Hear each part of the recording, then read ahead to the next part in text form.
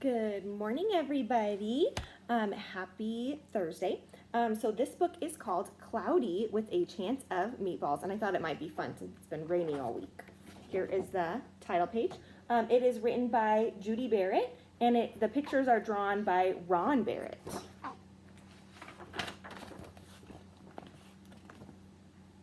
We were all sitting around the big kitchen table. It was Saturday morning, pancake morning. Mom was squeezing oranges for juice.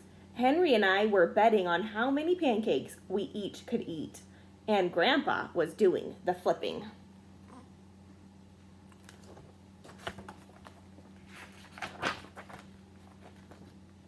Seconds later, something flew through the air, headed toward the kitchen ceiling, and landed right on Henry. After we realized that the flying object was only a pancake, we all laughed, even Grandpa. Breakfast continued quite uneventfully. All the other pancakes landed in the pan, and all of them were eaten, even the one that landed on Henry.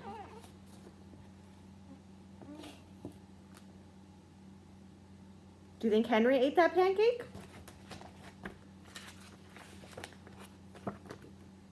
That night, touched off by the pancake incident at breakfast, Grandpa told us the best tall tale bedtime story he'd ever told.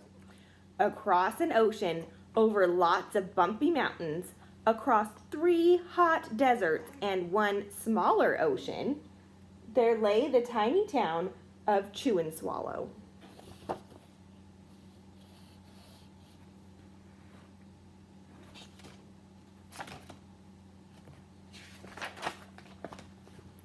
In most ways, it was very much like any other tiny town.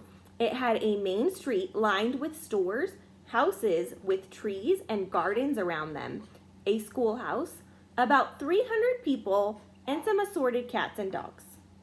But there were no food stores in the town of Chew and Swallow. They didn't need any. The sky supplied all the food they could possibly want. The only thing that was really different about Chew and Swallow was its weather. It came 3 times a day, at breakfast, lunch, and dinner.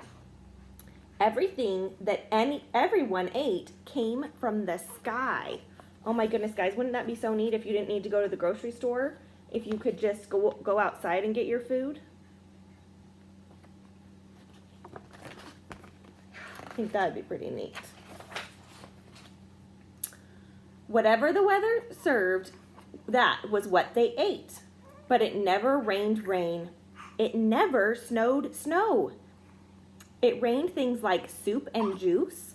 It snowed mashed potatoes and green peas. And sometimes the wind blew in storms of hamburgers. Oh my goodness, look at this hamburger. Look at syrup, peas, and mashed potatoes. And look at the storm of hamburgers. Ooh, I think that would be a little scary. The people could watch the weather report on television in the morning, and they would even hear a prediction for the next day's food. When the townspeople went outside, they carried their plates, cups, glasses, forks, spoons, knives, and napkins with them. That way, they would always be prepared for any kind of weather. If there were leftovers, and there usually were, the people took them home and put them in their refrigerators in case they got hungry in between meals.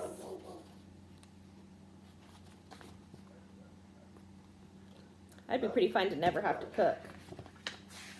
Don't you think so? I think Magnolia thinks so.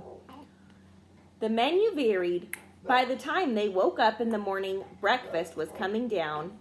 After a brief shower of orange juice, low clouds of sunny-side-up eggs moved in, followed by pieces of toast, butter and jelly sprinkled down for the toast, and most of the time it rained milk afterwards. Ooh, that sounds like a delicious breakfast. For lunch one day, Frankfurts, already in their rolls, blew in from the northwest at about 5 miles an hour. There were mustard clouds nearby. Then the wind shifted to the east and brought in baked beans. A drizzle of soda finished off the meal.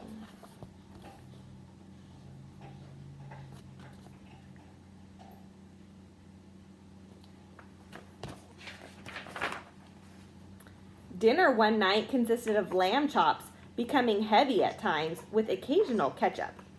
Periods of peas and baked potatoes were followed by gradual clearing with a wonderful Jell-O setting in the west.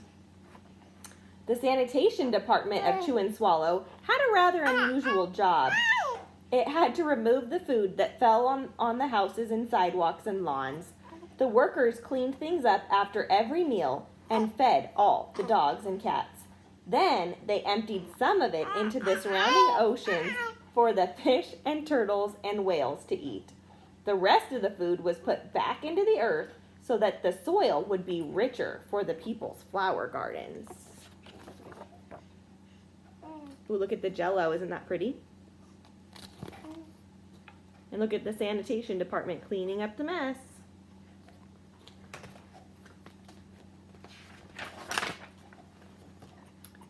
Life for the townspeople was delicious until the weather took a turn for the worse. Spaghetti ties up town. Uh-oh, sounds like it's not good. One day, there was nothing but gorgonzola cheese all day long. The next day, there was only broccoli, all overcooked. And the next day, there were Brussels sprouts and peanut butter with mayonnaise. I don't know, guys, what do you think? Does that sound delicious? Another day, there was a pea soup fog. No one could see where they were going, and they could barely find the rest of the meal that got stuck in the fog. Uh-oh, that's not good.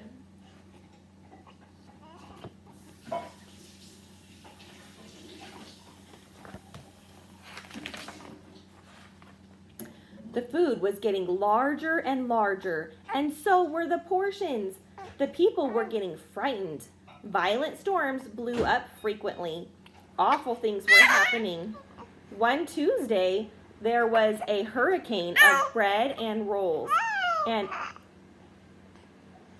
all day long and into the night, there were soft rolls and hard rolls.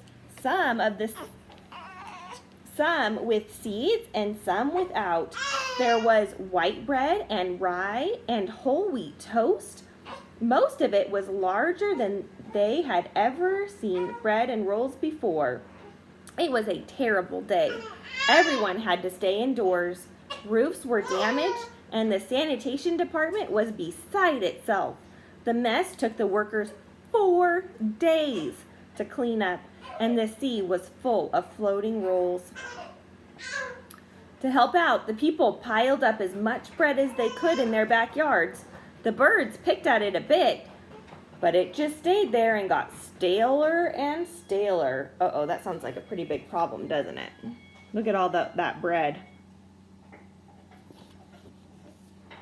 There was a storm of pancakes one morning and a downpour of maple syrup that nearly flooded the town. A huge pancake covered the school. No one could get it off because of its weight, so they had to close the school. Oh my goodness, look at, they couldn't go to school because of the pancake. That's just kind of crazy, isn't it?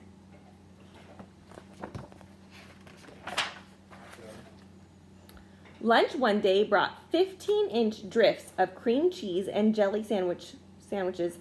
Everyone ate themselves sick, and the day ended with a stomach ache. Oh, poor guys, huh?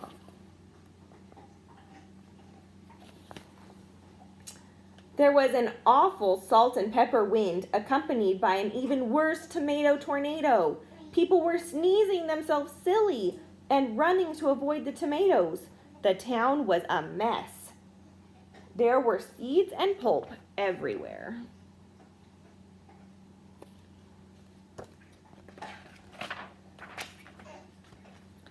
The sanitation department gave up. The job was too big. Everyone feared for their lives. They couldn't go outside most of the time.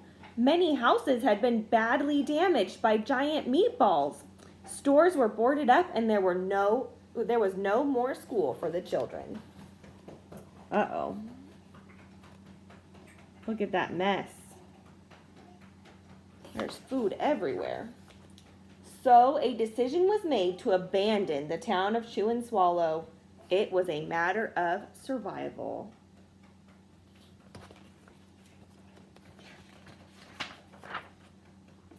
The people glued together the giant pieces of stale bread, sandwich style, with peanut butter, took the absolute necessities with them, and set sail on the rafts for a new land.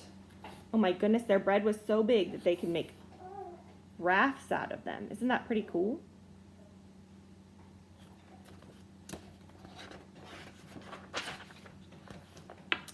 After being afloat for a week, they finally reached a small coastal town which welcomed them.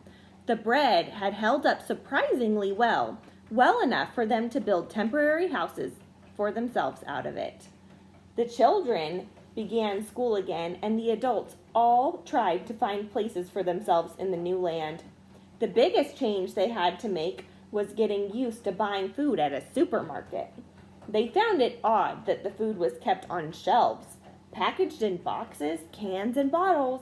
Meat that had to be cooked was kept in large refrigerators.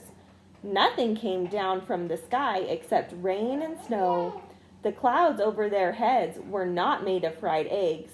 No one ever got hit by a hamburger again, and nobody dared to go back to Chew and Swallow to find out what had happened to it. They were too afraid. Henry and I were awake until the very end of Grandpa's story. I remember his goodnight kiss. Those are pretty cool houses.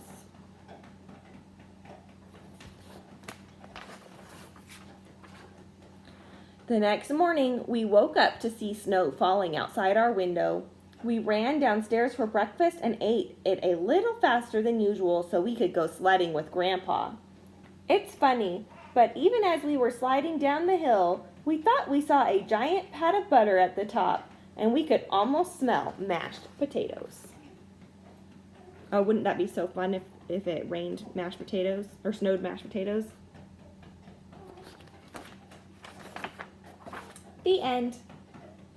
If you guys are bored at home today and you're looking for something extra to do, maybe you could try to make a little raft out of something in your house that could float in the sink. Or you could try to see what you could make a house out of that you have at your house. Send me a picture if you do decide to do that.